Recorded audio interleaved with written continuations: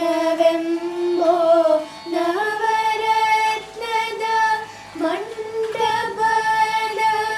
ಮಧ್ಯದಲ್ಲಿ ಜ್ಞಾನವೆಂಬೋ ನವರತ್ನದ ಮಂಟಪದ ಮಧ್ಯದಲ್ಲಿ ಗಾನಲೋಲನ ಕುಳ್ಳಿರಿಸಿ